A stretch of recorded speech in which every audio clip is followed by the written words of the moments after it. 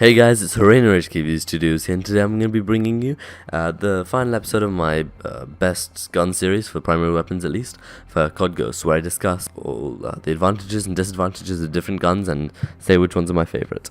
So I've got a lot of game time into this, and honestly, I'm going to start with the Amelie, and I'm going to have to say this thing is probably not the best LMG there is. It's probably one of the worst LMGs there is, actually. The iron sights are pretty good if you want to spend your attachment points on other things, not including reticles, then the iron sights are usable on this. I mean, they're sort of like the AN-94 from Black Ops 2, if you remember that, if you guys have played Black Ops 2. And as for the way this weapon plays, it's got a very slow rate of fire, and it's still got a pretty decent amount of recoil. I mean, you'd expect something with a slow rate of fire to have almost no recoil, but this still comes with a pretty decent amount of recoil. It's also got a very good damage, however, but honestly, I'd have to say this doesn't make the cut. Next, we got the M27 IAR. The iron sights on this just don't know. It looks like it was thought of by some 2-year-old. It's sort of like a half a circle or 3/4 of a circle that's slightly tilted, and then it's got some run. It's just really messed up. I do not recommend using this gun. I mean, as for the way it performs itself, it's average everything. It doesn't have stats that stand out. It's average damage. It's average fire rate, it's average accuracy. It doesn't really stand out. The recoil is pretty high though, and I think that at long range you won't lose as much damage as you do short range. As I say, it's here consistent damage over range. That's a very good thing though. So short and long range, it still kills at the same time almost, which can be quite helpful, especially in maps which have both long and short range sights in them. Next, we move into the LSAT. This thing was probably my favorite. As for the iron sight, well, I love the iron sight. It's great iron sight. As for the recoil, it says it's a high rate of fire, which is just amazing. It's got a really good rate. It might not have the best damage, but the rate of fire really does make up for it. And it really helps the hip fire as well. If you've got turn a corner and there's some guy right next to you and you weren't expecting him, this is really good for that. Advanced recoil compensation, it's totally true. I mean, this gun, it's got such a high rate of fire, and it doesn't have much recoil. It's kind of the opposite of the Amelie. High rate of fire, not much recoil, and the Amelie has low rate of fire and lots of recoil. But this thing is just amazing. Next, we're going to go with the chainsaw. The chainsaw is different to all the other LMGs in the way that you cannot aim down sights. However, when you do press the aim down sight button, it sort of tightens the hip fire spread like it would in the death machine, if you know what I'm talking about, if you use the death machine in previous CoDs. It's also got the laser sight already attached to it, which does help, especially because it's a hip fire only. And it says here recoil stabilizes with sustained fire, which basically means that the more bullets you fire, the more the recoil will decrease. So the first few bullets will have more recoil, but if you continue firing, the recoil will become less and less, which can be quite good for getting multi-kills, such as like double kills or triple kills if there's a large horde of enemies around the corner. But overall, I'm going to have to say my favorite was the LSAT. This thing's absolutely a monster. Then we got the chainsaw, then the M27, and last one we got the Amelie.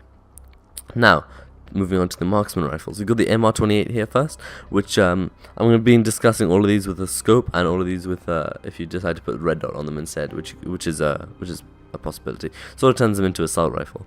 First of all, I'm just going to get this out of the way. All of these are OP. All 4 of these, or at least 3 of them, are completely OP. It's ridiculous how overpowered these things are. It really is. Especially the attachments that come with them. I mean, it's just... they're going to have to patch this. So first, the MR28 is much better from short range than it is from long range. It's more of a sort of run-and-gun rifle, so which is why I don't recommend using this if you're someone who likes using the scope, because it comes with the scope, and the scope is good because, I mean, it doesn't have much recoil. It says built-in foregrip. I mean, it doesn't feel like there's a foregrip on it. It must have a lot of recoil if there's already a built-in foregrip and it still has a decent amount of recoil. And it's got a very high rate of fire, and it's got a very short range, which is why it's really good from close range, which is why I recommend using it if you plan to use more of the assault rifle style, which is put a red dot on it and maybe put a 3-round burst thing on it. All of these are semi-auto, by the way, and maybe put a 3-round burst attachment on it. Which allows you to change the way it fires. Then it'd be very effective. More of an assault rifle though. The MK14 is more for medium range gunfights. It's got very high damage, but it does not have a very high fire rate at all. It's got the second lowest out of all the Marksman rifles, and the recoil is quite decent, and it kicks kind of randomly. Oops, sorry. And I would recommend this for medium range gunfights, but that's only if you pick your gunfights very, very carefully.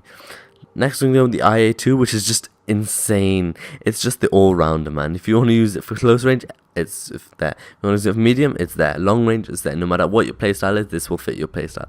This is an insane gun. You can put a red dot on it and rush around with it. You can put a scope on it. And the scope is quite good on this. It's better than the scope on the other ones, in my opinion, because it's more sort of the ACOG sight from Black Ops 1, if any remember that. Sort of that merged with the sniper scope, which I really like. It's easy to hit your target, in my opinion. So this thing is just an absolute beast. And then we're going to go with the SVU. I think this should be classed as a sniper rifle. It's more of a sniper. It's like a semi-automatic sniper, I think it feels like. It's not that good from close range, but from long range you can really pick off multiple targets. It's got moderate recoil. It does kick a decent amount, but it'll always kick up, and it'll return to center quite quickly. So, I mean, picking off multiple targets at range, this is your gun. So sort of those small maps with long range sights is what I'd recommend this for. Overall, I'd say it's much harder to rank these than it is the other guns, because, I mean, it all depends on your playstyle, but I'd say no matter what your playstyle is, you can still rank the IA2 first. It's just an absolute beast. Second place, personally, for my playstyle, I like to rush around and be more aggressive, so I'd go with the MR28, then the MK14, and lastly the SVU, because I'm not much of a sniper. But, I mean, if you're a sniper, go with the SVU second, maybe even preferably, maybe even first. It's all up to you. That's just my personal preference. But if you did enjoy the video, please hit the like button and subscribe. It really does mean a lot. More videos will be coming tomorrow, along with this secondary weapons, analysis of secondary weapons, and the perks, and maybe some kill streaks as well. But if you did enjoy, please like and subscribe.